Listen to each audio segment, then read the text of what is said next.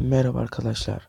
Bugün sizlere General Mobil 4G Doğal'da nasıl zilsiz değiştirileceğini öğreteceğim. Öncelikle S-Dosya yöneticisini indirmeniz lazım. Tabii ki de bu uygulamayı Play Store'dan veya App Store'dan indirebilirsiniz. Öncelikle ayarlara giriyoruz. Buradan sesi seçiyoruz arkadaşlar. Burada telefon zil sesi yazıyor. Buraya tıklıyoruz ve işlemi S-Dosya ile yap. Tamam, S-Dosya ile tamamla diyor.